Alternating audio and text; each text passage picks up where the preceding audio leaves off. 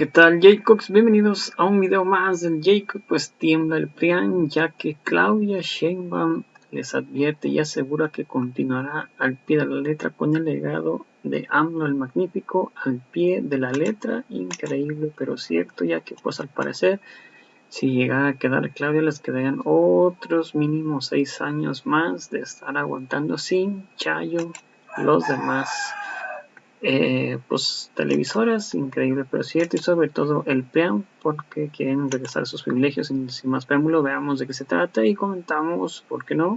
Presidente de México, ¿por qué tú y por qué ahora? Yo diría, lo contestaría en 3 niveles. La primera, para mí sería un orgullo, un privilegio ser la primera mujer presidenta. Es un anhelo, no solamente de las mujeres, sino de millones de mexicanos y mexicanas que pueda haber una mujer presidenta. Segundo, creo que damos continuidad a la Cuarta Transformación y al mismo tiempo le damos un sello propio, ambiental, energético, vinculado con los derechos de las mujeres y científico. Y la tercera es que pues creo que estoy preparada para ello. Claudia, en efecto pones en primer lugar que eres mujer y creo que eso en la conciencia de los electores está en primer lugar. Tener una presidenta mujer, el valor simbólico de esto es enorme, lo cambiaría la percepción de qué es ser mujer en cada casa de México, en cada cráneo de cada mexicano. Ahora te pregunto, ser mujer, ¿qué implicaría? Y te lo divido en 2 preguntas. ¿Gobernarías de ser electa presidenta de una forma más femenina? ¿Y qué significa eso? Yo creo que ser mujer, el solo hecho de ser mujer, pues te da unos ojos distintos de ver la realidad. Las mujeres construimos nuestra historia personal y social, pues a partir de limitaciones distintas a las que tienen los hombres. Y al mismo tiempo el ser mujer te da una visión, pues quizá protectora, de vínculo con los niños, particularmente con la infancia, y con las otras mujeres. Es una visión distinta. Pero al mismo tiempo es una visión de mujer, pero vinculada con lo que es el proyecto de nación que nosotros representamos. Nosotros me refiero al movimiento de transformación. La gente habla mucho de que está muy polarizada la sociedad. ¿Tú crees que tú traerías un ambiente distinto? Bueno, a ver, ¿polarización en qué sentido? Yo creo que hay muchos pleitos, pues. Muchos dimes y diretes, mucha discusión de todo, de todo. Sí. Hay como se perdió un centro. Yo creo que hay una parte que antes no se debatía, como se debate ahora, con tanta libertad. Y yo creo que no hay que tenerle temor al debate. Quizá la polarización se ha dado porque ha habido una crítica feroz contra el presidente de la República, por parte de la derecha, de grupos muy conservadores, que no están de acuerdo con perder sus privilegios y que además no están de acuerdo, inclusive muy clasista, muy racista, una visión muy conservadora. Y regreso Sí. antes, para no perder el hilo del tema de ser mujer, porque la otra mitad es las mujeres en concreto. ¿Qué podrían esperar de ti si eres presidenta? No somos una minoría. Sí. Últimamente, muy recientemente, nos hemos acostumbrado a la realidad contundente que somos la mitad de la población y somos esa mitad de la población que tiene una doble jornada, que además de trabajar hace las labores del hogar o se responsabiliza de ellas, que somos los que cuidamos a nuestros mayores y a nuestros menores y que hay una brecha salarial importante entre una mujer que hace el mismo trabajo que un hombre gana distinto. Todos estos problemas de un grupo, de una mitad relegada de la población, ¿cómo los abordarías si es que los abordarías? A ver, yo creo que siempre hablo es que los mexicanos y mexicanas deben tener acceso a los grandes derechos. El derecho a la educación, el derecho a la salud, el derecho a la vivienda, el derecho a la cultura. Y en particular las mujeres deben tener garantizados sus derechos.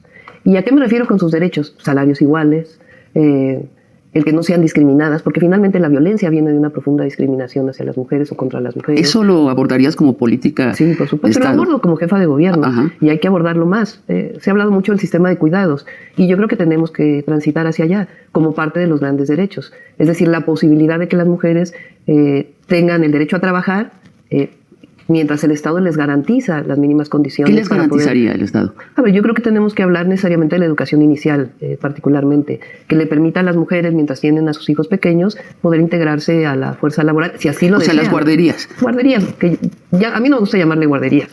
De hecho, en la ciudad lo que hicimos fue poner en la ley de educación que las guarderías no son guarderías, sino son parte de la educación inicial, porque desde muy pequeños hay que llamarle educación, es parte de una formación. Nunca había traducido literalmente qué significa, es pues guardar a los niños en casitas. Okay. Exactamente, mientras que más bien lo que buscamos pues es centros de educación inicial que le permitan a las mujeres, si así lo desean, no es un punto, porque hay quien no está de acuerdo, pues no hay problema. Yo creo que eso debe garantizarse al mismo tiempo que se garantiza el derecho a la educación, el derecho a la salud. En ese sentido es más bien un feminismo social, no solamente de la reivindicación individual, sino de la reivindicación social de los derechos humanos de las mujeres. O sea, convertir el feminismo en instituciones. En instituciones y en derechos, en acceso a los derechos. Hablas de la salud. ¿Qué significa derecho a la salud? Pues significa garantizar desde la prevención hasta la atención en todos sus niveles, totalmente gratuito y de calidad. Y mayor gasto en salud, supongo que eso implica mayor gasto en salud. Ahora el presidente está haciendo el IMSS Bienestar, que yo creo que es hay que consolidar esa institución, porque es la que le va a garantizar a todos aquellos que no tienen la seguridad social el derecho a la salud.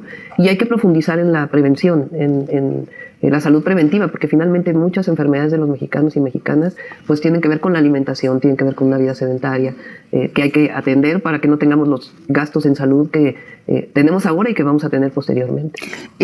Dices que sería una continuidad con un sello personal o particular, dijiste. Sello propio. Sello propio. ¿Qué continuarías del gobierno del presidente López Obrador y qué cambiarías? Más que a cambiar, grandes trazos. Sí. A ver, ¿qué continuaría? La esencia. La esencia que es un gobierno del pueblo y para el pueblo. Eso no puede cambiar. No puede regresar la corrupción, no pueden regresar los privilegios, no puede regresar un gobierno para unos cuantos. Eso no puede regresar y eso es lo que quiere la mayoría del pueblo de México. Si no, el presidente no tendría el reconocimiento que tiene ahora porque finalmente ha luchado por ello. Hay que seguir profundizando la democracia, hay que seguir garantizando los grandes derechos, el bienestar.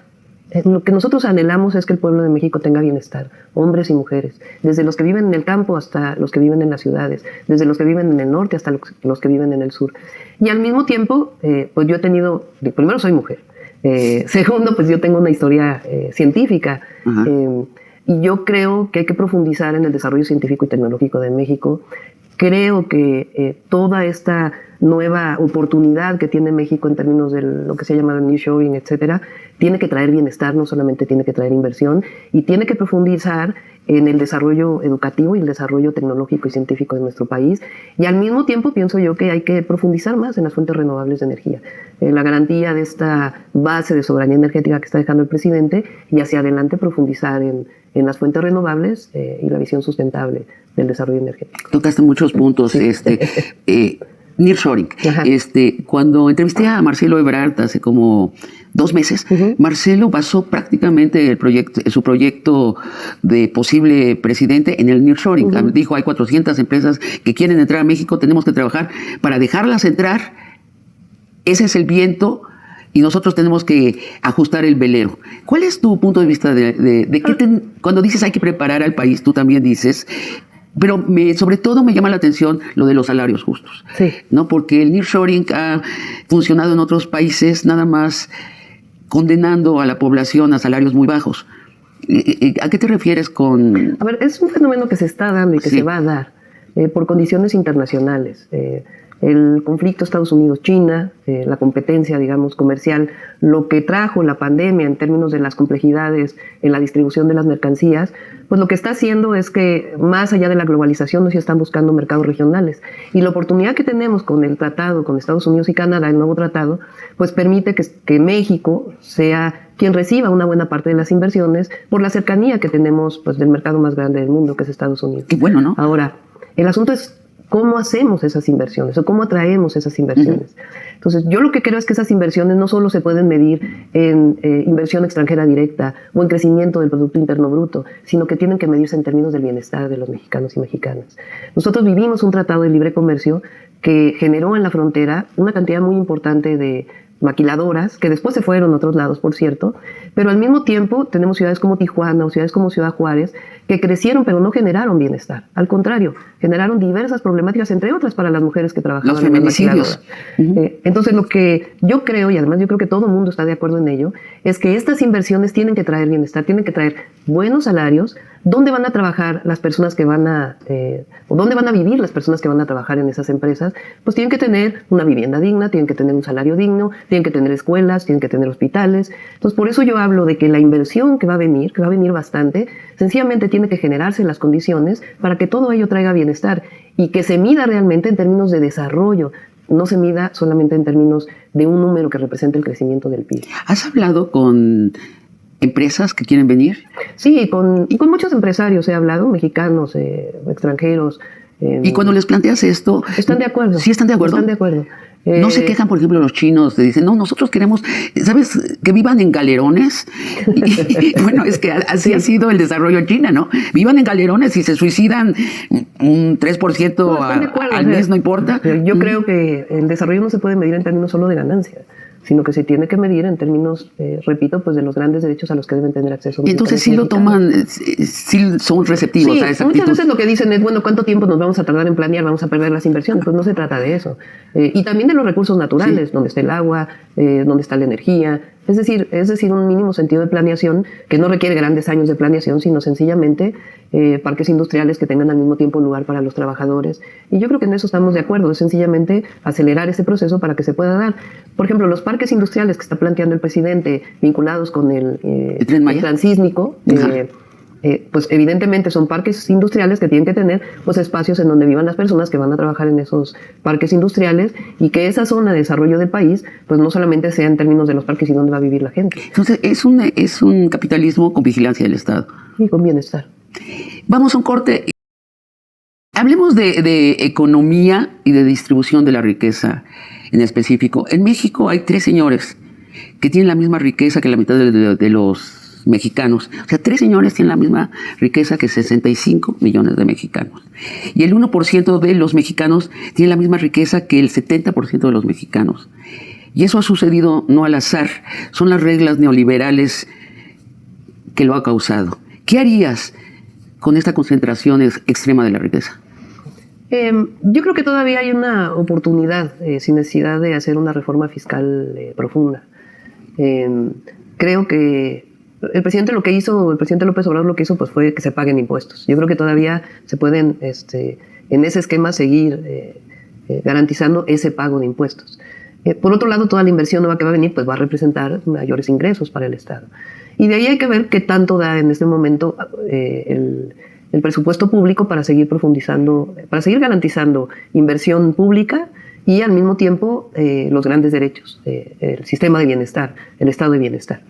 Estamos trabajando en ello. ¿Alcanza para el estado de bienestar?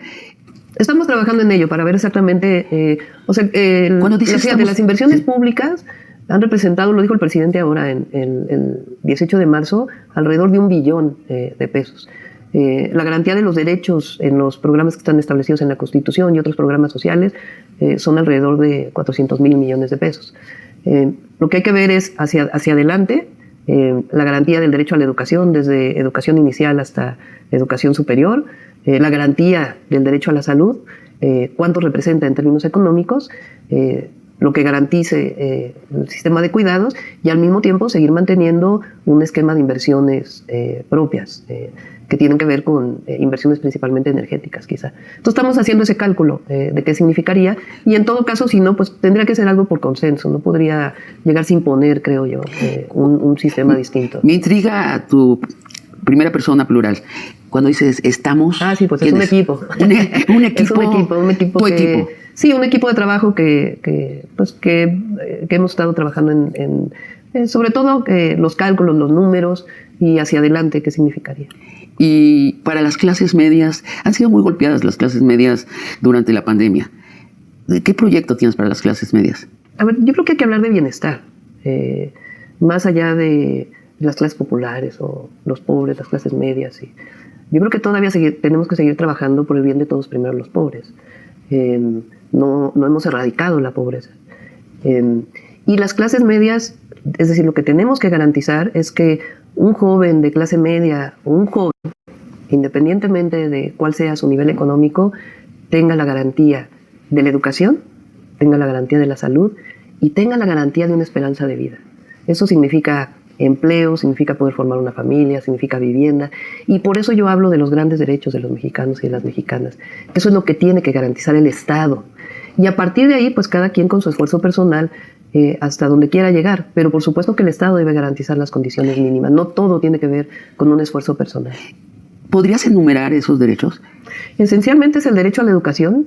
¿Hasta la superior? Sí. Para mí el derecho a la educación, quizá por mi formación, porque yo participé en los movimientos estudiantiles. Es la gran escalera, la educación, sí. Es uno de los principales derechos, porque además, si tú lo piensas, el derecho a la educación garantiza el derecho a la salud. Hoy tenemos un problema muy grave de que no hay suficientes médicos generales, médicos especialistas, porque se cerraron los espacios educativos. Entonces, el derecho a la educación brinda la posibilidad de otros derechos, particularmente el derecho a la salud. Pero todos debemos tener garantizado, desde la educación inicial hasta la educación superior, gratuita, la posibilidad de seguir estudiando. Si un joven que acaba la preparatoria no quiere seguir estudiando, pues es también una posibilidad. Pero si quiere seguir estudiando, debe garantizársele ese derecho. Y si un joven quiere seguir estudiando después de la prepa y la UNAM o otra universidad pública es gratuita, pero tiene que comer y vestirse, ¿habría una beca para él? Tiene que haber becas ahí donde se necesitan, como es ahora, y quizá ampliar ese nivel de becas. Pero el problema hoy, aún con las becas, con las universidades Benito Juárez, nosotros aquí en la ciudad hicimos 2 universidades, la Rosario Castellanos y la Universidad de la Salud. Hoy tienen en conjunto 40,000 jóvenes estudiando que antes no tenían el derecho a la educación. Son gratuitas, son de calidad, y nos ayudó humanistas, científicas, y nos ayudó la UNAM, la UAM, el POLI a formar estas universidades. Y yo creo que cuando yo participé en el movimiento estudiantil en los 80s, se decía que quizá fueron uno de los primeros movimientos estudiantiles en contra del neoliberalismo. Y entonces se decía que los estudiantes no valorábamos la educación porque no pagábamos por ella. Sí. Y que gastábamos más en una cajetilla de cigarros, así decía Carpizo, que en la educación. Y nosotros lo que defendimos entonces, y lo defiendo ahora, es que la educación no es una mercancía, no es un asunto de pagar por ella, sino que es un derecho. Y yo creo que debe garantizarse eso. Y la educación media superior. Hoy hay un examen que a mí no me parece ese examen, el examen del Comipems, por ejemplo.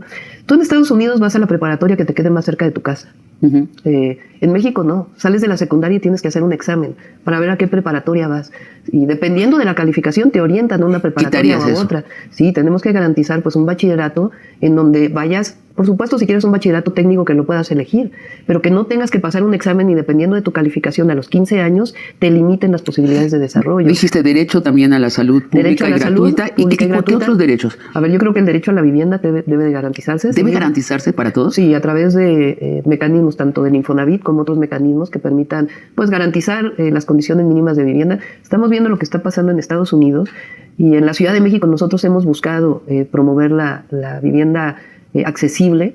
En Estados Unidos ha subido tanto el nivel de las rentas y del acceso a la vivienda que mucha de la situación que se está viviendo de personas sin casa tiene que ver con que no tienen acceso a la vivienda. Sí. Entonces debe garantizarse mínimamente las condiciones para tener una vivienda o poder rentar una vivienda. ¿Y podría ser? O sea, ¿México tiene la capacidad? Yo creo que sí. Mira, se hizo tan mal antes que hoy tenemos 600,000 viviendas abandonadas.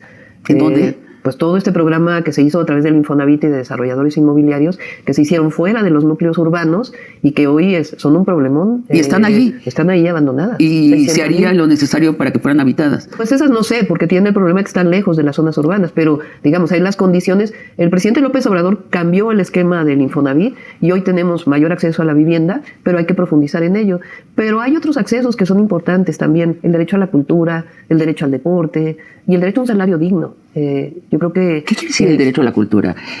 Por razones evidentes me importa eso. Que no dependa del ingreso que tú tienes, sí, poder acceder a actividades culturales. En México no ha existido eso de que el Estado garantice el acceso de todos los mexicanos y mexicanas a la cultura desde... Estoy tratando de hacer memoria, pero creo que desde Echeverría, si no me equivoco, y si no es López Portillo, o sea, hace más de 30 años. ¿Sí piensas que el Estado debe garantizar el derecho a la cultura? A ver, vivimos en este periodo con el presidente López Obrador y nosotros en la jefatura de gobierno. O sea, no se nos debe olvidar que vivimos una pandemia de 2 años con una caída del Producto Interno Bruto aquí en la ciudad fue de más del 8%. Sí. Y evidentemente eso redujo ingresos y generó una condición en donde tuviste que tomar prioridades frente a otras. Pero si tienes una condición de mayor crecimiento, de mayor desarrollo, puedes también disponer de recursos para poder... Y finalmente ese es el anhelo y hacia allá tienes que trabajar. A mí me preocupa en ese sentido una cierta ala de la izquierda que piensa que la cultura de veras de México es la cultura de los mexicas de hace 500 años. También, pero también somos mestizos. Sí, pero también durante muchos años, y también esto es se quiso olvidar, bueno, se hablaba del fin de la historia. La verdad. Y la verdad es que se quiso abandonar y olvidar pues la grandeza de México, que mucho viene pues de las culturas originarias. No, yo estoy totalmente de acuerdo. Además, creo que tenemos que dejar de decir artesanías. Creo que es un insulto, es arte o de origen, de raíces más precolombinas, pero me asusta a veces este fatalismo de cierto sector de la izquierda de decir, no, todo lo que hay en medio entre los aztecas y nosotros, hay que olvidarlo, ¿no? Sí, pues mira, por ejemplo, ahora con el proyecto Chapultepec Naturaleza y Cultura se está haciendo una nueva cineteca, se está haciendo la Bodega Nacional, que va a permitir además la exposición pues, de artistas jóvenes. Entonces yo creo que tiene que promoverse además la educación artística, que es pues parte de... Sí, claro, en las escuelas, ¿no? Sí. Que se quitó. Se quitó desde el civismo hasta la educación artística, hasta el deporte. Se quitó. Hacernos contadores de dinero a todos. Claudia, sobre tu pasión ecologista. Ajá. En la Ciudad de México está el proyecto Chapultepec, que va a cambiar la vida de los citadinos. Has remozado y fundado nuevos parques. En Iztapalapa... La verdad, yo me enamoré de Iztapalapa. Fui al funicular y dije qué gran cambio. Al teleférico. Y las utopías que están en los centros de cultura y deportes. Para el país, si llegas a la presidencia, ¿qué tienes planeado? Bueno, así como todo planeado todavía no está. No, bueno, pero una visión general. A ver, yo creo que, uno de los grandes temas de la ciudad y del país es el agua, los recursos hídricos. Y ahí ahora está haciendo inversión en empresas y en garantizar el agua a lugares, por ejemplo, La Laguna, que tiene un problema de contaminación muy grave, o lo que se está haciendo en Monterrey, pero tiene que haber un plan hídrico para el país que garantice el derecho al agua, el derecho al agua. Y eso tiene que ver con recursos ambientales también y con la protección de los bosques. Y por otro lado, en las ciudades tiene que fortalecerse, y hacia allá vamos, la electromovilidad, pero no solo la electromovilidad del automóvil individual, sino solo Tesla. Estamos hablando de transporte público. Y yo creo que ahí hay un potencial enorme. Aquí hemos hecho un proceso de electromovilidad para el transporte público muy importante y creo que es una orientación para toda la ciudad. Que se podría generalizar en todo el país. De nuestro país. Y por supuesto, los recursos naturales en general, que ahora se ha trabajado mucho por el fortalecimiento de las áreas naturales protegidas, particularmente en el sureste, y Sembrando Vida es un programa importantísimo para la revegetación del país. Y lo que tiene que ver con el cambio climático, que finalmente es el proyecto de poder tener al menos 40%, 50%, yo creo, hacia los siguientes años de disminución de las emisiones de dióxido de carbono. Y gran parte de eso es el transporte público, ¿no? Transporte público, industria, generación eléctrica. Se deben preocupar los empresarios de nuevas restricciones en cuanto a sus emisiones. A ver, ahora, por ejemplo, se acaba de modificar se llama la NOM 001, que es una de las primeras normas ambientales que se hizo en el país para las descargas de aguas residuales. Es un proyecto que en los próximos 3 o 4 años tiene que estar listo. Entonces, yo creo que tiene que ser combinado, tanto fortalecimiento de las normas ambientales como el desarrollo de nuevas tecnologías, que es algo que ha ocurrido en todos los países del mundo y que también México pues no ha sido exento de ello. La disminución de la contaminación atmosférica en la Ciudad de México pues tiene que ver con eso, con nuevas normas que se hicieron. Nosotros aquí generamos una condición para que los vehículos, dependiendo de sus emisiones, tuvieran la calcomanía 0 o doble 0, no solamente por ser nuevos que tuvieran la doble 0. Cuestiones de ese tipo pues que te van generando mejores condiciones ambientales, atmosféricas. Violencia y seguridad. ¿Cómo disminuir el crimen en el país? A ver, yo creo que la apuesta que ha hecho el presidente hacia los jóvenes, esa no se puede abandonar. Durante tantos años fue la guerra contra el narco, porque fue de Calderón, pero Peña Nieto no tuvo una política distinta. Que había que poner un alto a ello y orientar hacia la protección, ayuda, apoyo a los jóvenes de México, a las y los jóvenes de México.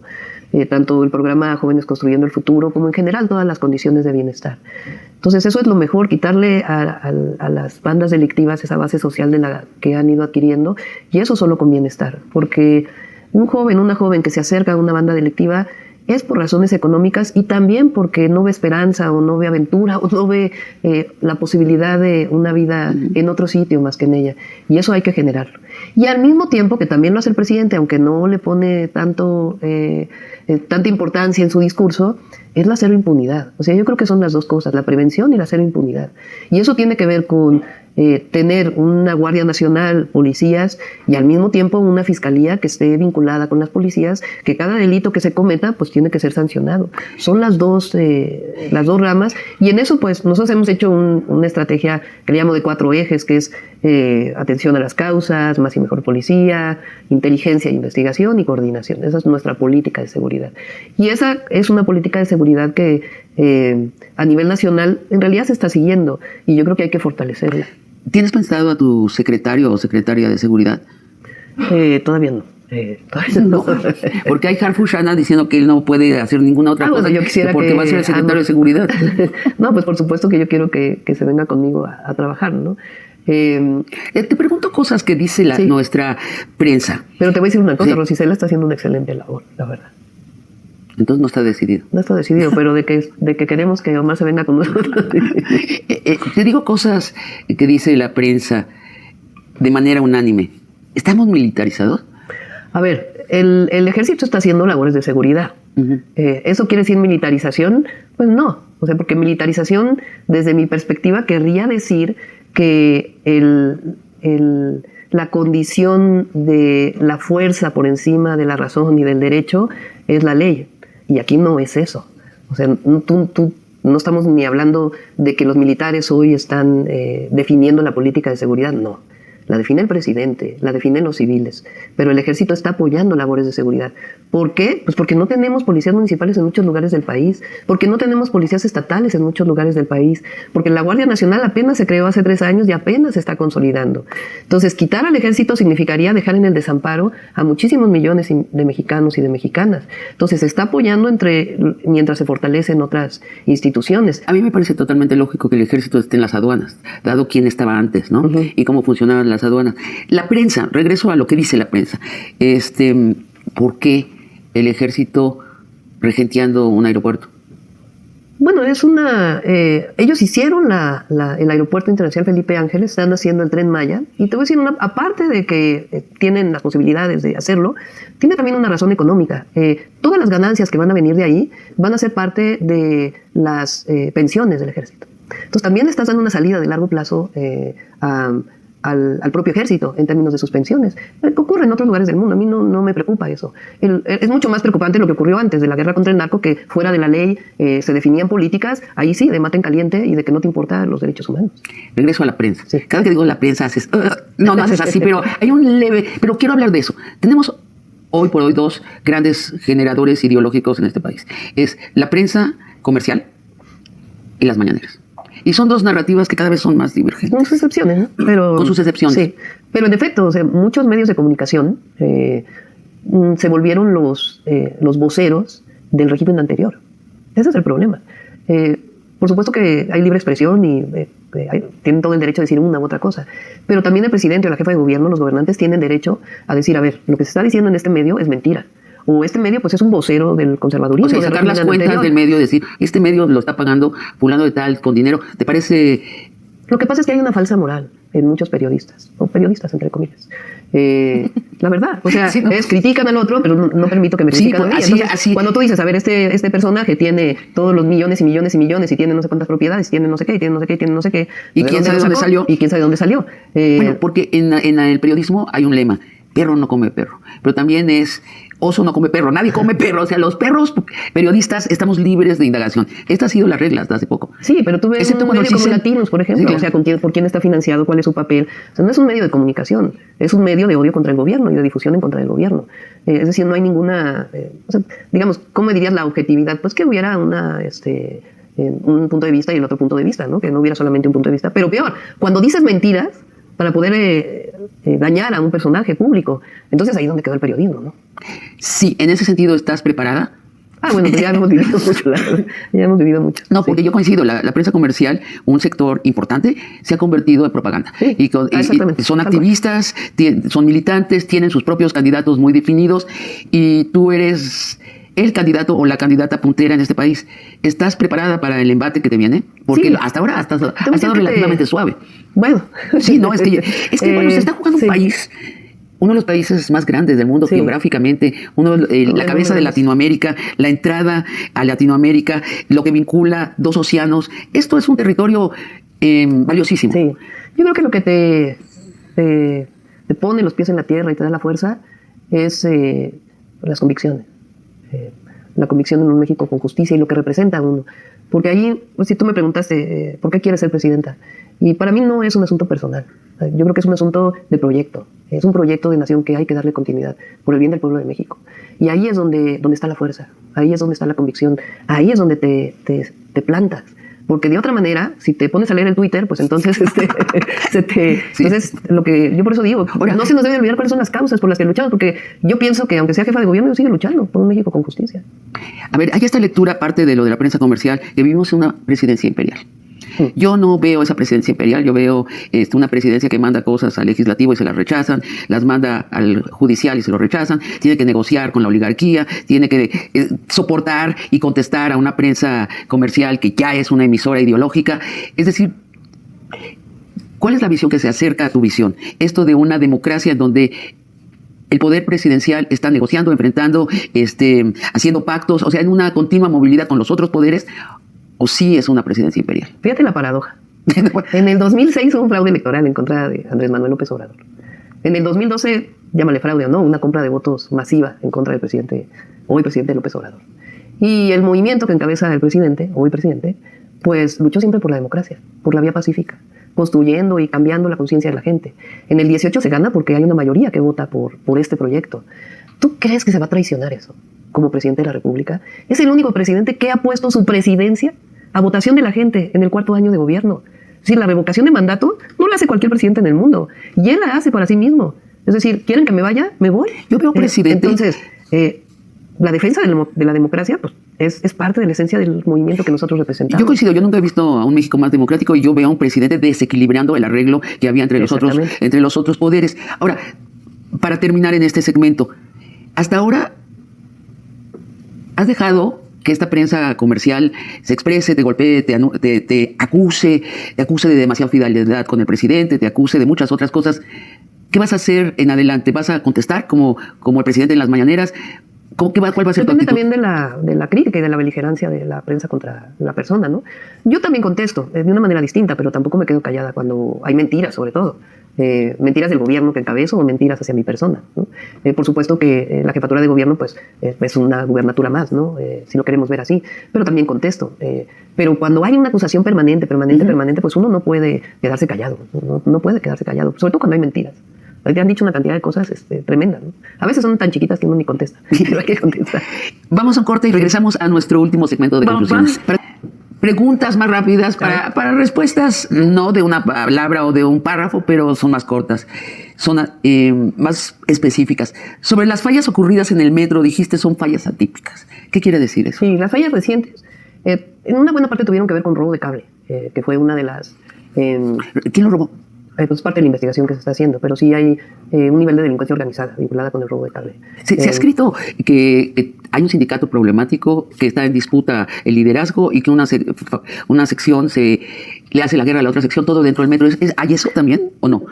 En términos del sabotaje, digamos que pudiera llamarse así. Fíjate, hubo una nota de un tren en Francia que le robaron cable y en 8 columnas decía sabotaje en el tren. Y acá, por la misma razón, nosotros decíamos que había fallas atípicas. Pero, disculpa, te pido la precisión. O sea, ¿el robar cables con la intención de hacer daño al metro o nada más de robar el cable? También fue intención de dañar al metro, sí. ¿Y sabes o sospechas? Se sigue haciendo la investigación y ¿vas a tener resultados? Sí, esperemos tener resultados.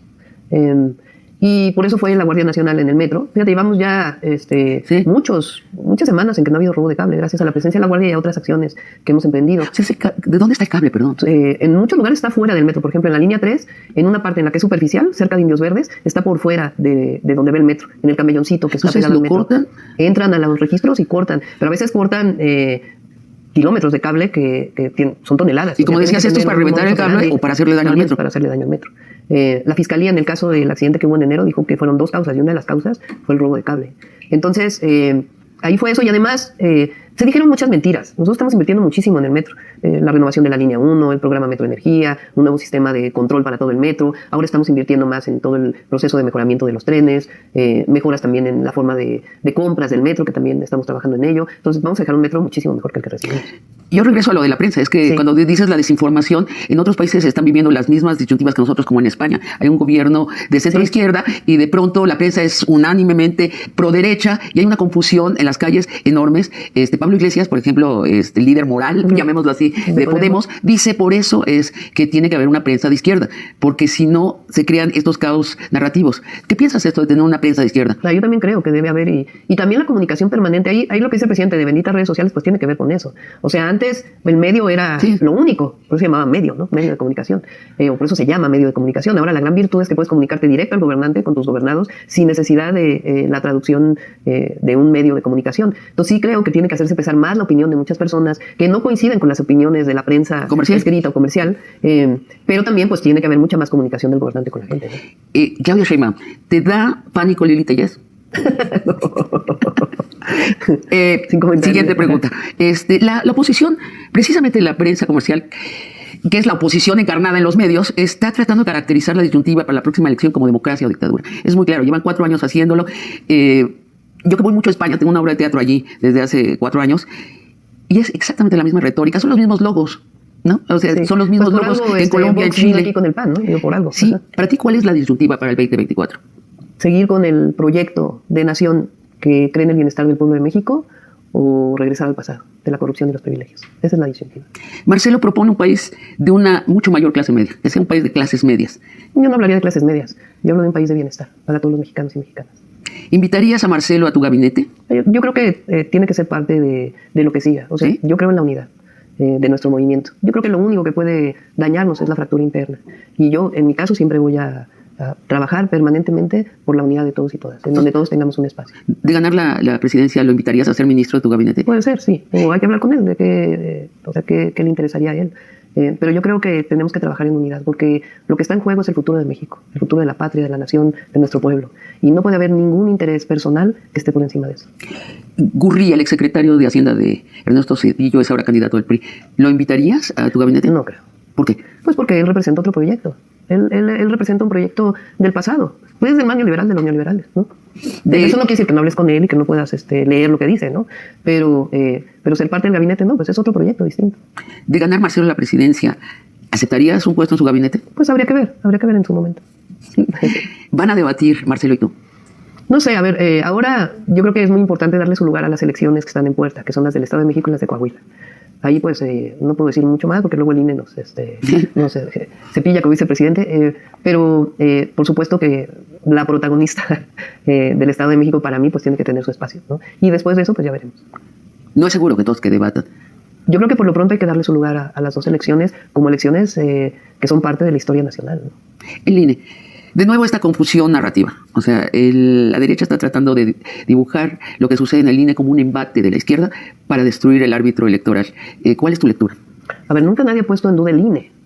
El tema es ese INE que está pues utilizando una cantidad de recursos públicos que no son necesarios y que se construyó a partir pues de una burocracia inmensa que no es necesaria para la democracia y para el desarrollo de la democracia en el país. O sea, lo que nosotros queremos es que el pueblo, finalmente la democracia es la representación del pueblo, ¿no? Eso quiere decir, el gobierno es la representación del pueblo de México y las instituciones deben de garantizar eso, no un grupo de poder que se ha anquilosado en el Instituto Nacional Electoral. Y eso es lo que está hoy en debate. Entonces, por supuesto que queremos la democracia, por supuesto que se quiere un árbitro independiente, el asunto es cómo. Entonces, por eso fue planteada esta propuesta del Plan B. Ya te lo había preguntado, pero te lo pregunto en mi última pregunta. La derecha dice democracia o dictadura. ¿Tú qué dices? Pues fíjate, o sea, como la derecha siempre ha representado la dictadura, ¿no? Por eso digo que hay mucha hipocresía, mucha falsedad en lo que plantean, ¿no? La democracia siempre ha sido parte de nuestro movimiento y eso lo vamos a defender hasta el último momento, la verdadera democracia para el país. Democracia electoral, democracia participativa, democracia en la vida de las personas, democracia en la vida de las instituciones. O sea, nosotros aspiramos a un México democrático. La dictadura pues está en sus cabezas, ¿no? En la guerra contra el narco, en todo ello. Muchas gracias, Claudia Sheinbaum, por esta conversación de largo aliento. Sabina. Muchísimas gracias. Felicidades por tu programa. Muchas gracias. Y a ustedes, amigos y amigas. Bueno, pues ahí está la mismísima Claudia Sheinbaum, donde les advierte prácticamente al PRIAN que va a seguir con el proyecto al pie de la letra, que pues prácticamente que hay un proyecto y se va con la continuidad, sin cambios, sin nada, seguir siempre en la misma línea. Al parecer Claudia se ve como que una persona confiable para que pues ella siga con el proyecto de nuestro presidente Andrés Manuel López Obrador. Se ve como que pues es una candidata así como la ñoña, pues, de que va a seguir el pie de la letra todo. Marcelo se ve como que él va a ser como que entre que sí, que entrenó sus cosas. Noroña se ve como que él va a hacer su propio proyecto. Y Adán Augusto igual como que entre sí y también hago lo mío. Y aquí yo, bueno, lo que yo a la lectura veo es que a lo mejor Claudia se va a seguir al pie de la letra como lo que rige a nuestro presidente Andrés Manuel López Obrador en el proyecto. Entonces así que pues prácticamente así está hasta el momento. Veamos cómo va la encuesta hasta el momento. La encuesta es vía Facebook. Ustedes por quién votarían, quién creen que va ganando. Y así va prácticamente hasta el momento la encuesta, con un sorprendente Claudia Sheinbaum con el 39%, con el primer lugar. Después Gerardo Fernández Noroña con el 35% con 11 votos. Adán Augusto con el 23% con 7 votos. Y Marcelo Ebrard con el 1% con el 3%, un voto. Así que pues así va la encuesta hasta el momento. Claudia Sheinbaum pegando por 4% más, un voto más sobre Gerardo Fernández Noroña. Y pues bueno, a toda la audiencia, muchas gracias por ver el video. Veamos qué es lo que opina la gente al respecto. Esto es vía Facebook. Saludos, dice Marco Arturo. Saludos desde Sombrerete, Zacatecas. Saludos. Chau, chau, dice Noroña, me representa derechistas ahora brincando a Morena. Ahora la lucha va a ser entre los youtubers y los comunicadores, siguiendo más coherentes con el pueblo y no comunicadores chayoteros al estilo pianistas. Alertas, apoyaremos al más pueblo. Completamente de acuerdo.